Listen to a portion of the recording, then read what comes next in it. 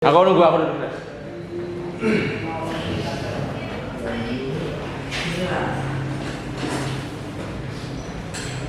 Ya, assalamualaikum warahmatullahi wabarakatuh. Waalaikumsalam. Gimana kabarnya hari ini? Kalian semua? Alhamdulillah. Sehat ya? Capek. Sama saya juga sehat.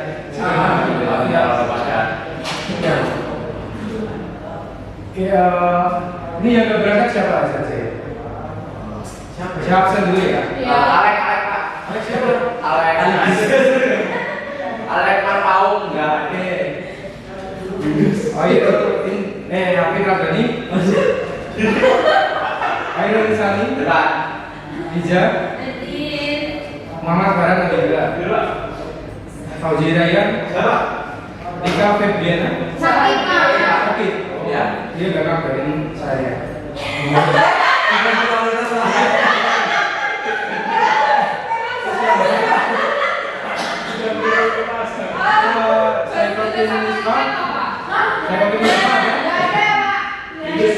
Bisa nikahan. Ibu kabar ya, Bos? Iya. Jainal Mustafa?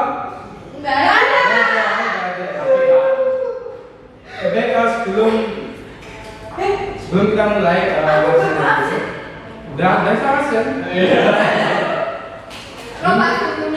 Sebelum kita mulai, ayah kita berdoa terlebih dahulu. Udah dimulai. Sudah selesai.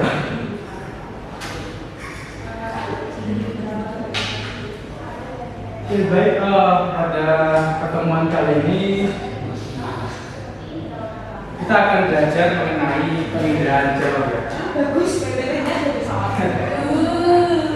Oke, jadi sebelumnya kita sudah pernah belajar mengenai pemetaan ya. Jadi pemetaan itu apa aja sih? Kemarin ada yang pernah masih ingat pemetaan itu apa? Lupa ya. Berarti siapa? Gimana? Oh, suatu daerah. Ya, benar sekali ya. Jadi pemetaan itu kita itu berusaha ya untuk mengenali informasi bagaimana sih dibukakan suatu daerah tersebut. Jadi kali ini kita akan belajar tentang penginderaan jauh. Jadi ada kaitannya dengan pemetaan yang kita pelajari kemarin ya. Oke, sebelum itu saya akan jelaskan kita akan belajar apa aja sih hari ini. Jadi di hari ini kita akan belajar mengenai mengetahui definisi dan konsep tentang penginderaan jauh. Kemudian mengetahui komponen penginderaan jauh.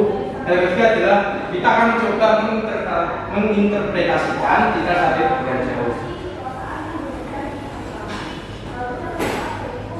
Oke, sebelumnya ada yang sudah mengetahui apa itu penginderaan jauh? Melihat secara jauh. Melihat secara jauh ya benar sekali, tapi kurang tepat ya. Ada yang lagi? Citra satelit, oh iya, benar sekali. Citra satelit juga nanti kita akan pelajari apa sih komponen dan juga konsep dari penginderaan jauh itu sendiri. Selain itu kita akan mencoba untuk melihat video berikutnya. Video. Nah, kita lihat dulu saudara ya.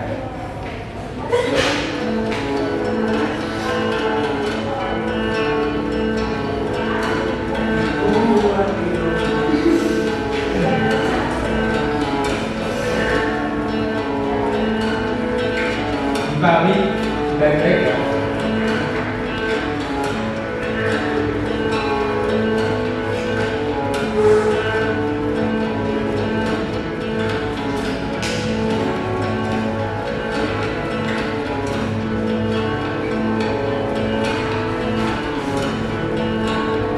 Cara kerja dari translate dalam mengambil gambar tempat bukti cara kerja seperti ini. Jadi satelit tadi ini mengitari dari tutup-tutup selama 16 hari. Jadi akhirnya bisa mereka objek secara menentu.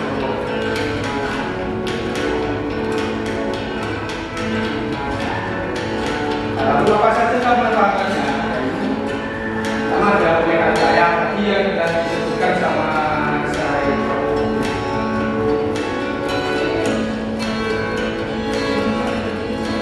dan pengamatan bencana luas, pengamatan bencana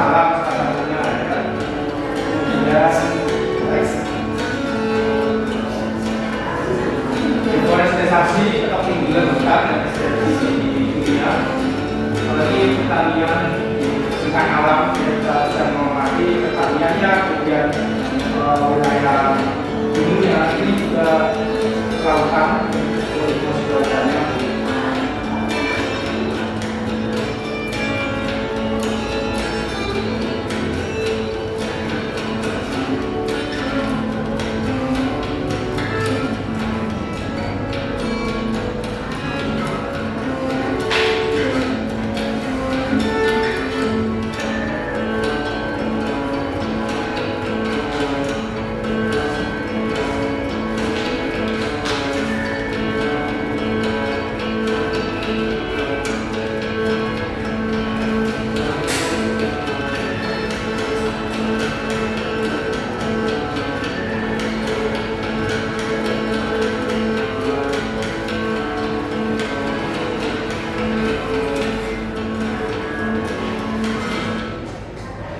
Oke, tadi ada yang tadi jelasin videonya apa sih? Ada bisa menjelaskan?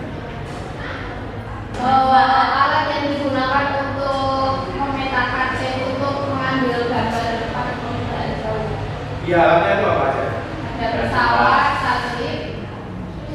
Kamera drone. Untuk sekali ya, jadi salah satu cara pahanannya ke bidang jauh itu banyak sekali ya. Salah satunya tadi satelit. Satelitnya itu tadi berada ya di luar angkasa, dia mengitari bumi selama 16 hari penuh sehingga mereka objek dengan bumi tadi.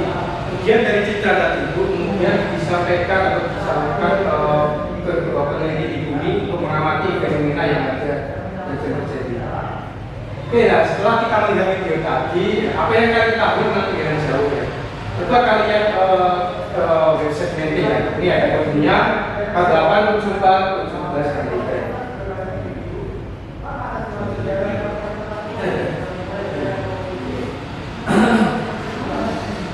Sudah pada dia itu? Belum. Nah, Berapa kodenya, Pak? 4874 1763. 1763. Kodenya apa, Pak? Ya bisa. Bisa berapa? Bentar, Pak, berapa tadi kodenya? Ini 4874 1763.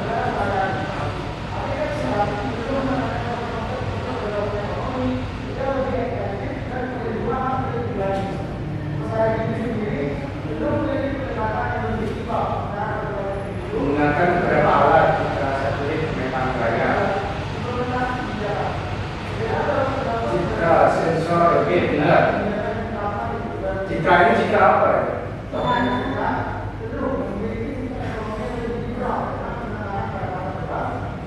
Ini oke pemetaan benar sekali ya. Kalau sudah pada misi belum? Oke, menggunakan saya akan bahas satu ya. Menggunakan beberapa alat yang benar. Jadi dengan jauh ini juga menggunakan beberapa alat. Salah satunya ya sensor seperti itu. Kemudian teknik pemetaan dia juga bisa dengan jauh itu juga bisa digunakan teknik pemetaan. Kemudian 16 hari, ya waktunya 16 hari untuk pemetaannya. Kemudian ada gambar. Oke ya benar. Sepertinya itu juga menghasilkan gambar ya. Oke, sudah.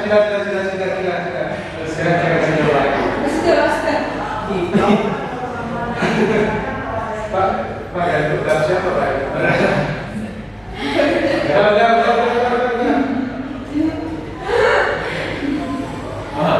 Nah ya, jadi kita kontrol semuanya ya.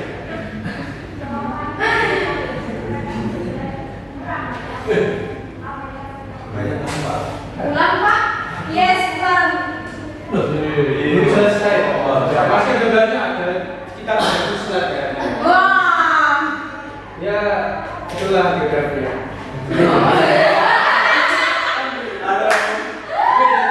Di sini merupakan gambar dari konsep dengan jauh ya. Kalian paham belum ini bahasa apa aja?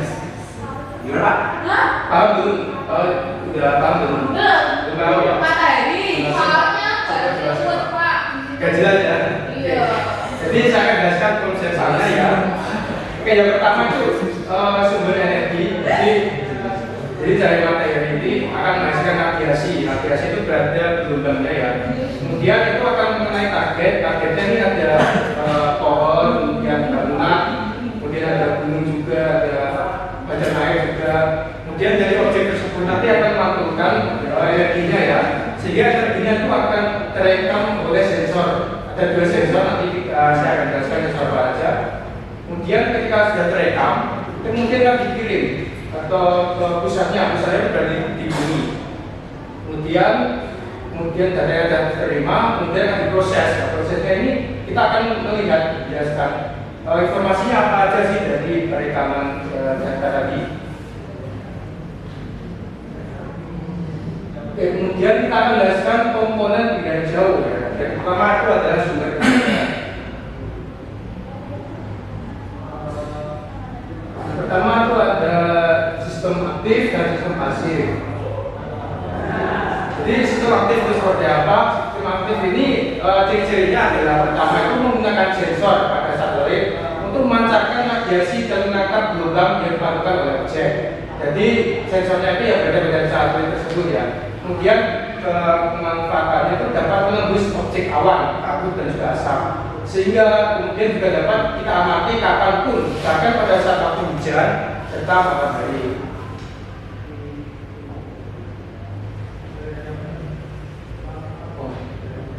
Baik, kemudian ada 2 sistem pasif. Sistem pasif ini menggunakan cahaya matahari yang ditangkap oleh sensor dari pantulan objek dengan bumi. Jadi sistem pasif ini dia menggunakan cahaya matahari.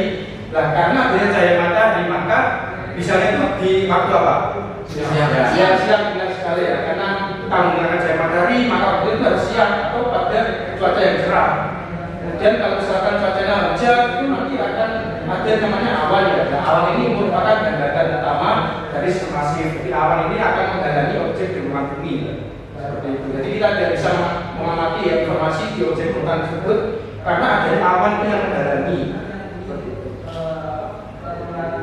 Nah, ini merupakan salah satu ilustrasinya ya. Yang pertama itu merupakan sistem pasif. Dia menggunakan cahaya matahari.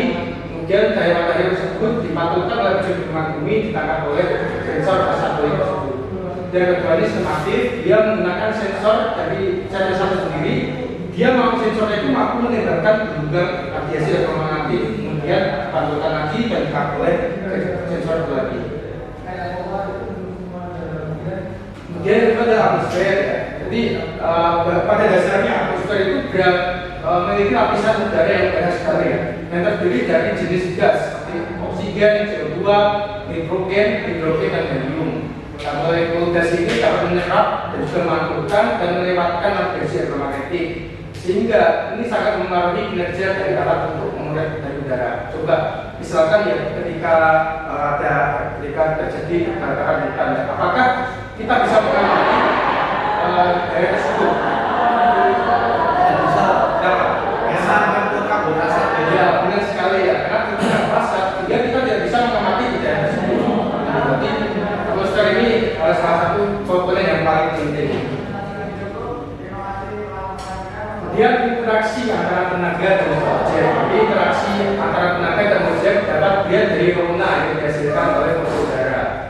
Nah, tiap objek memiliki ciri-ciri yang berbeda dalam melakukan atau memancarkan tenaga sensor. Nah, fauna itu apa sih? Dari fauna itu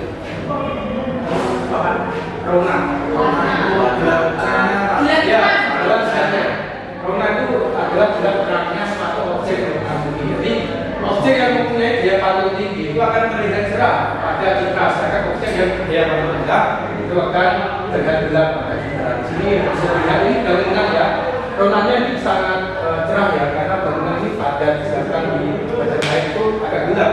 Karena pada dasarnya objek air itu mampu menyerap kemudian makhluknya cahayanya sekali aktif. Berikutnya, oh iya ini tadi ya sensor dan wahana. Jadi pada dasarnya penggunaan jauh itu tidak hanya satelit saja, tapi juga banyak seperti pesawat, kemudian drone, kemudian bahan udara. Dulu itu sejarahnya penggunaan jauh pesawat awal ketika perang dunia pertama itu penggunaan jauh itu bisa dilakukan dengan bahan udara dan juga pesawat. Tapi sekarang karena perkembangan teknologi kita bisa memakai satelit. Dia nggak kita peroleh datanya. Jadi data dapat diperoleh secara manual dengan teknik interpretasi ataupun secara otomatis dengan bantuan komputer. Kemudian tentang datanya itu nanti datanya akan digunakan oleh orang atau lembaga. Dan seperti ini contoh BMKG yang memanfaatkan data dengan jauh untuk memantau cuaca dan iklim di Indonesia. Oke, sebelum kita lanjut diskusi kelompok, apakah ada yang menanyakan pertanyaan tentang penjelasan ini?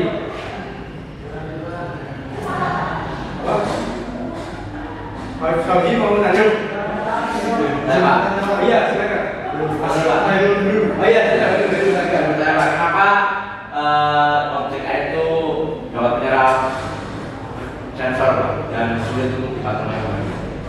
Oke, sih nggak ada ini ya, apa video ya?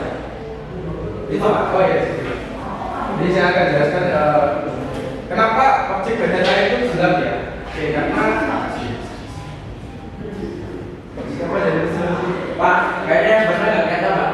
Maksudnya banyak digeser ya, banyak saya baru Pak. Iya, silakan.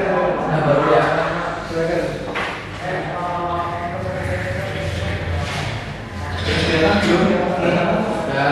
Terima kasih ya Mas Fauzi. Iya, Mas Fauzi. Ya, siapa sih yang apa? Nggak ada. Fauzi, Pak. Nanti coret-coret. Oke, jadi kenapa sih badan air maka gelap ya? Karena ini misalkan ini badan air. Ketika ada matahari di sini ya, ini yang ada matahari, maaf ya, ada jelek ya. Kayak rambutan Pak. Ya buat ini agak jelek. Jadi cahaya matahari di sini karena menggunakan objek, misalkan pantulannya 100% ya. Air ini memiliki kemampuan untuk menyerap, sehingga ketika pantulannya itu sekitar 30%-an. 30%, kemudian diserap oleh air. Kemudian air itu memantulkan sebanyak 30%, ya. Pantulannya ini berkurang sehingga terlihat gelap ya. Jadi seperti itu. Mengapa? Karena air itu mungkin mampu menyerap, sedangkan bangunan dengan padat itu tidak memiliki kemampuan untuk menyerap. Dia memiliki kemampuan untuk memantulkan saja. Seperti itu. Apa bisa dibagi? Oke, terima kasih.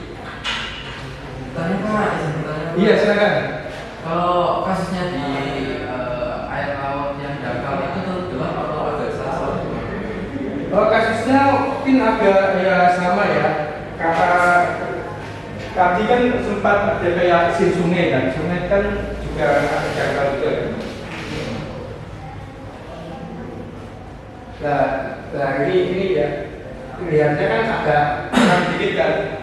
Ini berarti ini dangkal dan ini gelap seperti itu. Iya, benar sekali itu. Karena gelap banget berarti airnya itu enggak. Jadi dasarnya itu nggak kelihatan. Kalau ini kan kayak sedimentasi di sisi air sungai itu sehingga penampakannya itu agak terang. Gimana Pak Sari? Bisa dipahami Pak? Jadi mau tanya lagi itu Pak. Tadi kan Bapak menjelaskan bahwa pemotretan jika itu dilakukan pada siang Iya. supaya mendapatkan hasil yang maksimal. Itu jika dilakukannya di pagi hari bisa Di pagi hari menurut saya itu nanti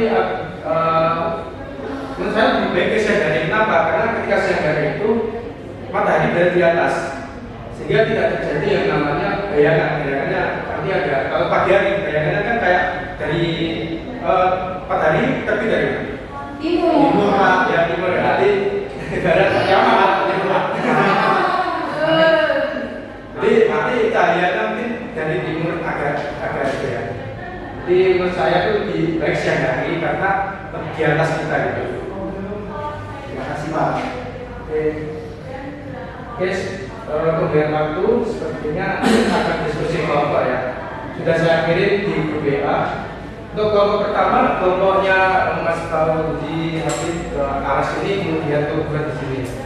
Oh, dua kelompok itu ya, Pak. Pak, nggak kelihatan Pak, saya geser. Oh iya. Ini kelompok satu ya, kelompok satu. Sudah saya kirim soalnya di diskusi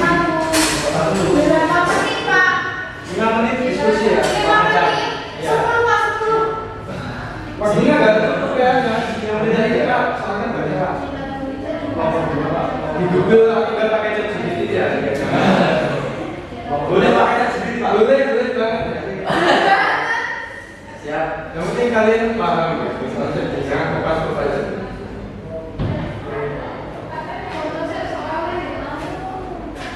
Udah saya kirim soalnya di itu ya. Oh iya Kak, maaf ya nggak hapus. Hotspot Pak Izin. Sebentar. Pak, hotspotnya boleh nggak? Hotspot ini nggak ada hotspot sih. Ya Pak, ini belum dipasang. Kalian udah bayar SPP banget. Iya. Kita itu ke paspor.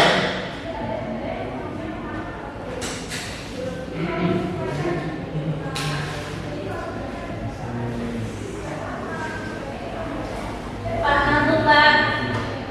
Oh boleh sambil Tiduran. Pak Kevin mau bilang apa? Enggak, Pak. Enggak, Pak. Bilang kan merah Mau ikut apa enggak?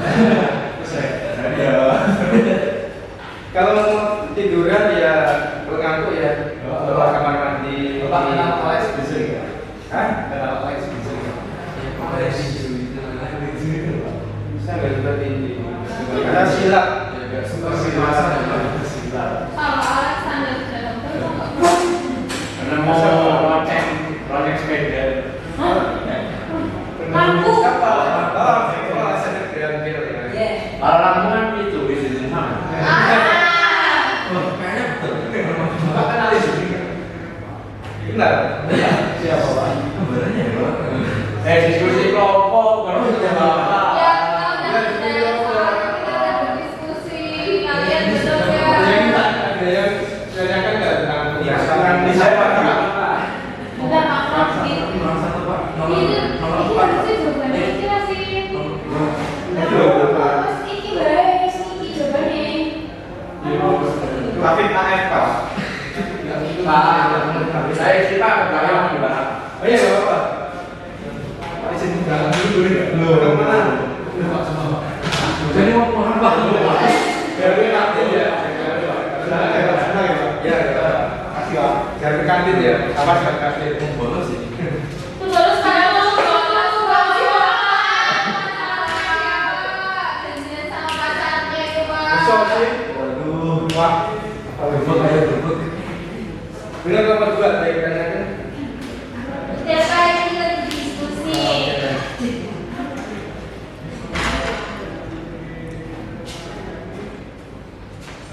Kasih Pak.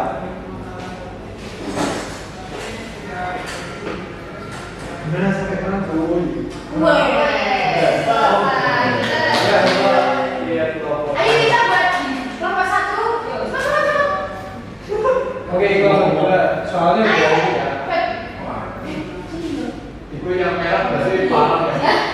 Iya. Kelompok satu. Iya. Yang biru berarti Yang biru sedihnya ada itu berapa itu kirinya? Oh, itu derajat apa oh, bukan, Pak? berarti Itu konsep. Bukan, itu elevasi. Oh enggak, ini ada penelitian. konsentrasi. Enggak. Ini udah tugasnya kelompok 2 Oh, iya, ini ya. kelompok. Dia mereka kebakaran kan? Kebakaran. Ini kan udah terangannya kan. Ini berapa satuannya? Untuk pangkat minimal mol. Bisa baca nggak disebut pangkat minimal mol? Oh, yang pernah kemarin ya Pak? Eh? Pernah kemarin bukan Pak? Enggak. Oh enggak, Ini gini ya. salah dari saya Pak. Kalangan mereka. Fokus sedikit, nah. Ini kamu kelasnya pacarmu ya. Udah dapat materi itu. Bisa, Belum Pak, dapat sebelah, Pak. materi itu loh. Udah Pak, sini Pak. Kelompok 2 dulu, Pak. Oke, ayo jangan Kelompok satu dulu. Oke, kalau saya dulu ya. Udah Pak, kelompok satu udah Ini selesai. kasih ke depan Pak. Dia ke depan. Yuk. Ayo, kelompok satu. Nanti kelompok dua, kan Pak. Para Tapi dekat. Pak, yang mana? Salah banget. Berapa? Semua Pak, udah semua. Tapi juga. Perkenalan, perkenalan. Jangan dulu. Baik teman-teman, ayo mas Kafif. Baik teman-teman semua, perkenalkan kami anggota kami dari kelompok 1 isi Menjawab, ikut dan menjawab menjawab soal. soal dari Pak KP, Pak Kafe, Pak Izidin. Nomor 1 akan dijawab oleh teman saya Mas Kafe. Oke. Nomor 1, citra satu itu melaporkan apa saja. Objek apa saja yang memiliki perubahan besar di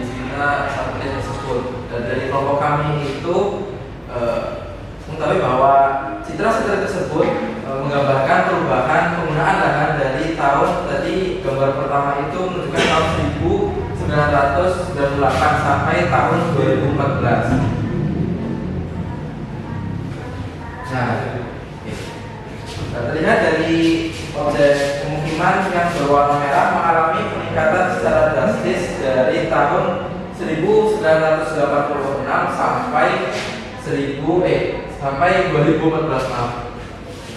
Untuk soal selanjutnya silakan. Oke, selanjutnya ada jelaskan penyebab dari perubahan penggunaan lahan tersebut. Nah, menurut dari kelompok kami yaitu adanya urbanisasi yang merupakan salah satu penyebab dari peningkatan lahan permukiman di perkotaan. Hal ini disebabkan karena perkembangan kota yang begitu pesat serta peningkatan taraf hidup dan ekonomi masyarakat sehingga menarik minat para pendatang yang berasal dari desa atau dari daerah lain untuk tinggal menetap dan bekerja di kota tersebut, sehingga ini perubahannya yang pemukiman terlihat begitu signifikan. Oke, selanjutnya soal nomor 3 itu bagaimana dampak dari perubahan penggunaan lahan tersebut. Dampaknya terlihat pada penurunan luasan lahan pertanian yang menyebabkan turunnya hasil panen komoditas pertanian. Hal ini berdampak pada ketahanan pangan nasional. Selain itu, lahan vegetasi berupa hutan mengalami penurunan karena alih fungsi lahan menjadi pemukiman.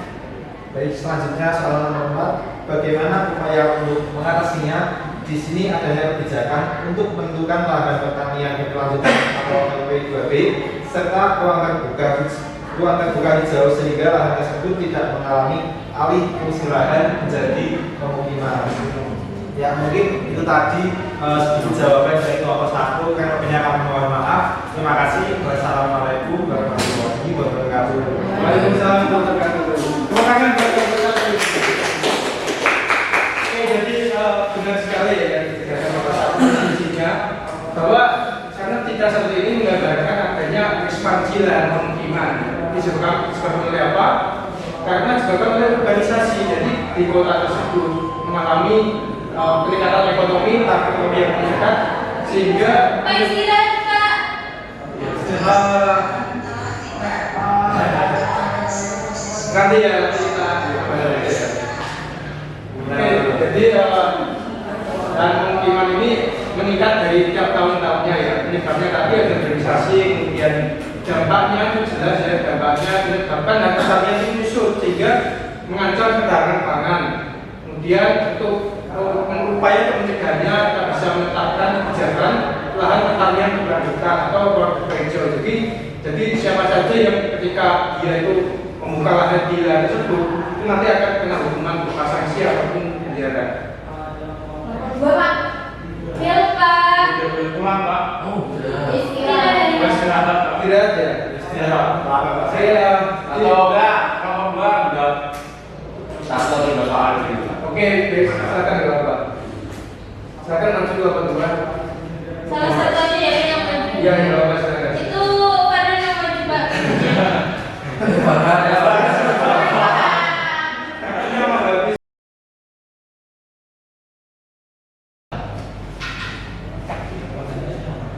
Oh iya. Itu data dikirim di grup ya. Pertanyaan pertama, citra satelit tersebut menggambarkan apa saja? Bisa dilihat ya, citra satelit tersebut itu menggambarkan pola polusi gas NO2 di Jakarta yang berwarna merah itu terlihat menunjukkan bahwa konsentrasi gas NO2 itu tinggi. Selanjutnya nomor 2, jelaskan penyebab dari tingginya emisi gas NO2 di Kota Jakarta.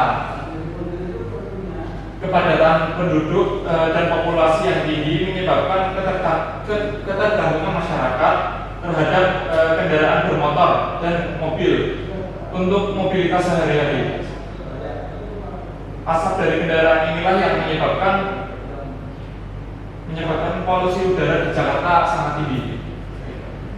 Oke, baik sekali. Pertanyaan kedua.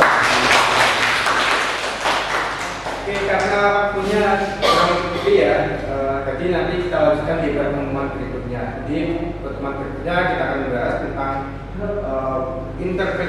kunci interpretasi citra dan jauh dan juga manfaatannya.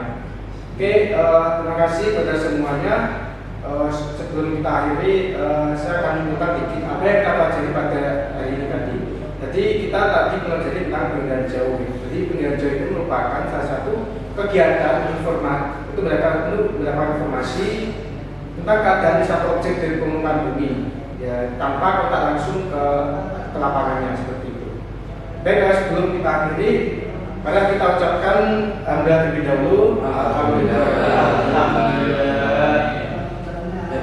Terima kasih. Kalian boleh istirahat. Boleh silakan. Masuk.